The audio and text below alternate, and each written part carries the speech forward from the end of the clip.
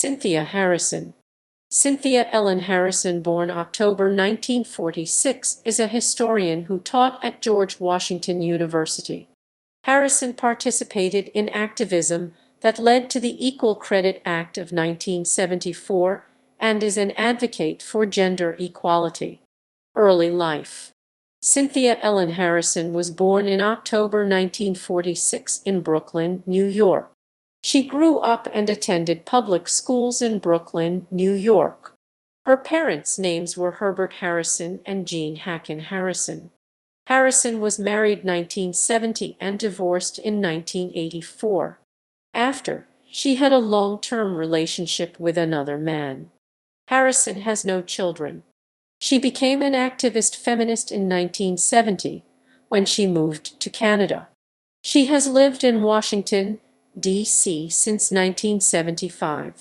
Education. Harrison received her bachelor's degree B.A. in June 1966 at Brooklyn College, Brooklyn, NY. Her degree she graduated with was in American literature. She went on to get her master's degree M.S. in library service. She achieved this in August 1967 at Columbia University, New York, NY. Harrison received her doctorate degree Ph.D. in American History in May 1982. This degree was at Columbia University as well. Career. Harrison's first job from September 1967 to July 1970 was working for the Brooklyn Public Library in a library in Brooklyn, New York, initially the rugby branch, and a year later in the telephone reference division. Then, from September 1970 to May 1972, Harrison was an assistant head librarian in the reference department at McMaster University Library, Ontario, Canada. She was an instructor at Columbia University in New York, NY.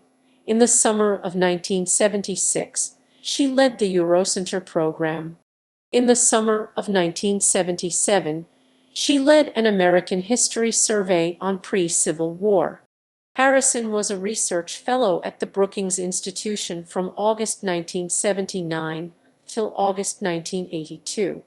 Harrison was in the American Historical Association/American Political Science Association. She was a deputy director in Project 87 from August 1982 to April 1988.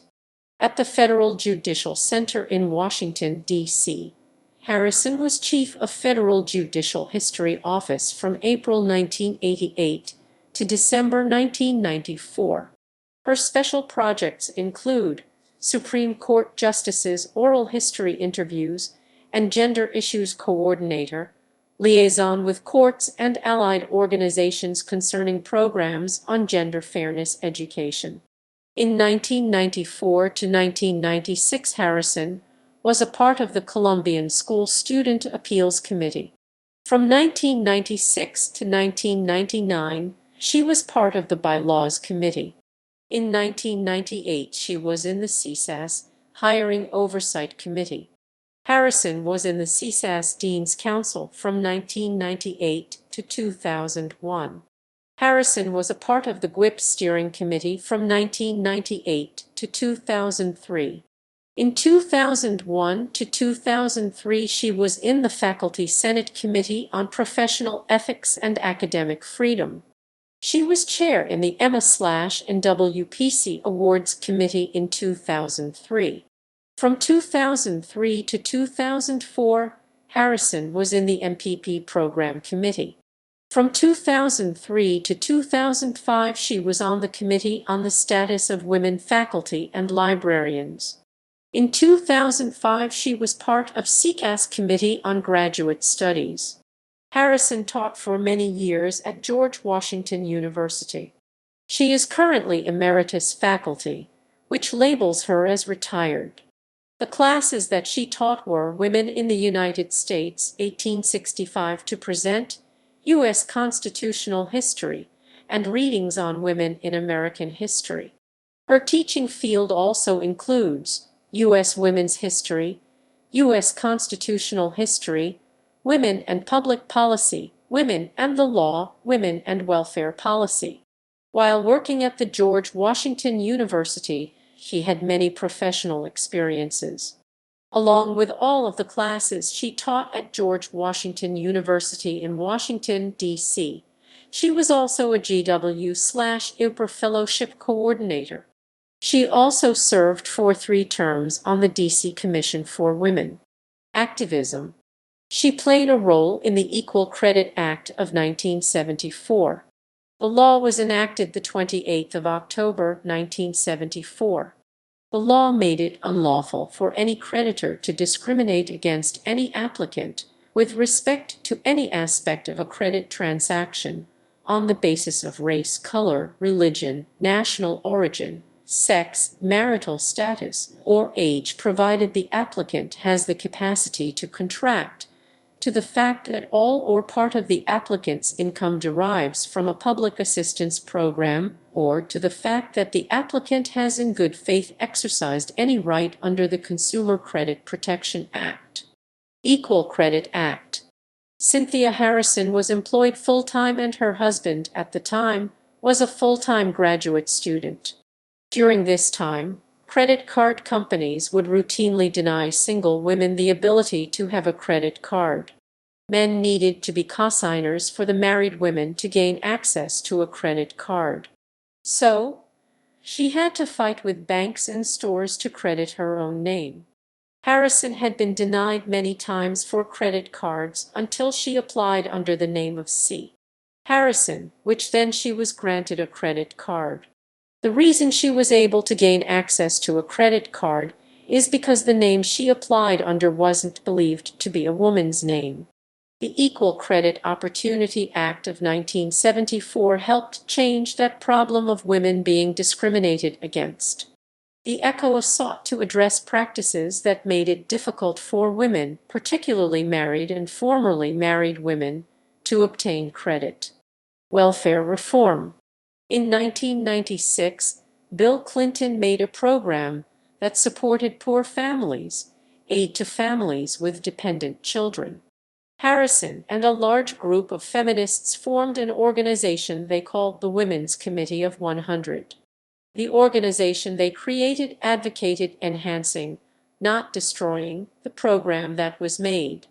The program is now called Temporary Assistance to Needy Families, and it removes federal oversight of state programs designed to help poor children and their caregivers. Harrison tried to raise a dissenting voice to this program. Professional associations. Harrison was a part of these associations. American Historical Association, Organization of American Historians, American Political Science Association, Coordinating Council for Women in History.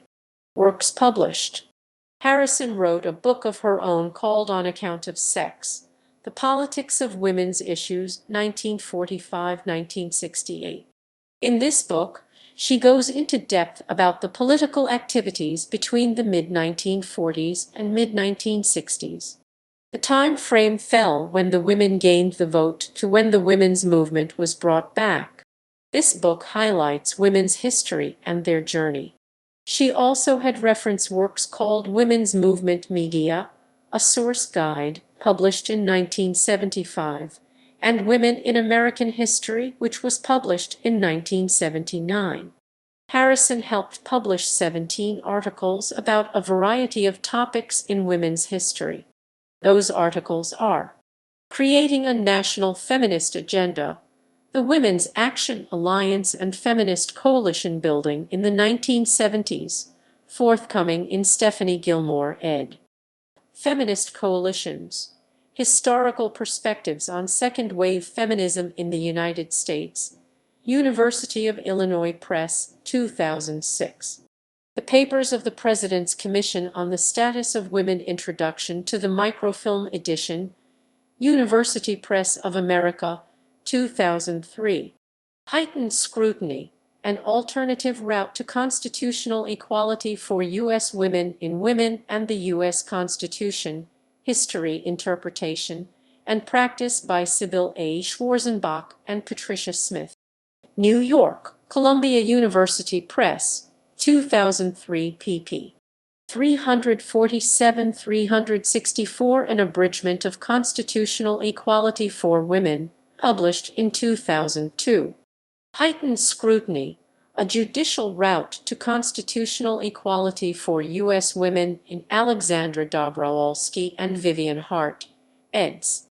Women Making Constitutions, New Politics and Comparative Perspectives. Hampshire, England and New York. Palgrave Macmillan, 2003 pp. 155-172 An Abridgment of Constitutional Equality for Women, published in 2002.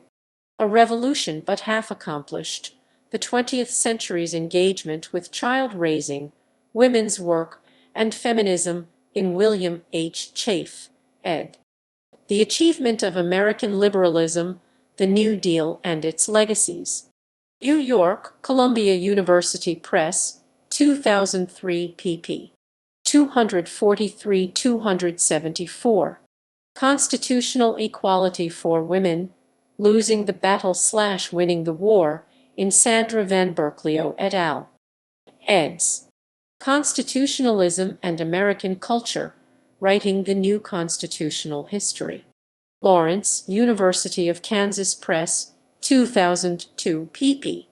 174-210. A New Women's Movement, The Emergence of the National Organization for Women, in Thomas Dublin and Catherine Kish Sklar, eds. Women and Power in American History, 2nd ed. Prentice Hall, 2002 pp. 227-239. Women, Gender, Values, and Public Policy, in Milton M. Caro, Robert Paul Churchill, and Joseph J. Cordes, eds. Democracy, Social Values, and Public Policy Westport, Con. Prager, 1998 pp. 147-161. The Changing Status of American Women, for the USIA Electronic Journal on U.S. Social Policy, published on its website. May 28, 1997. General Introduction to Women in American Politics, Manuscript Collections, University Publications of America, 1992. Chapter on American Women since World War II contributed to U.S. History since World War II by Joel Hodson et al. Part of the USIA series, An American Portrait, 1992. Presidential Appointments and Policy-Making Women, Third Women's Policy Research Conference Proceedings, Institute for Women's Policy Research, May 15-16, 1992. A Richer Life, A Reflection on the Women's Movement. In the American Woman, 1988-89, ed. Review, September 1989, American Historical Review, October 1989, The Historian, November 1989, American Journal of Sociology, November 1989, Reviews in American History, December 1989, Feminist Studies, Spring 1991, Journal of American History, September 1991, Women and Politics, V11, No. 3, 1991. Revised June 4, 2019, for Sarah E. Ricks. Women's Research and Education Institute of the Congressional Caucus for Women's Issues. New York, W. W. Norton and Company, 1988. Stalemate, Federal Legislation for Women in the Truman Era. In Harry S. Truman, The Man from Independence, ed. William F. Leventrosser, 217-232. Westport, Con. Greenwood Press, 1986. Politics and Law. In the Women's Annual, No. 4, 1983-1984, ed. Sarah M. Pritchard, 145-166. Boston, G. K. Hall, 1984. The Prohibition Experience. The Abortion Dispute and the American System, ed. Gilbert Y. Steiner, 95-103. Washington, D.C. The Brookings Institution, 1983. A New Frontier for Women. The Public Policy of the Kennedy Administration. Journal of American History, 67 December 1980, 630-646. References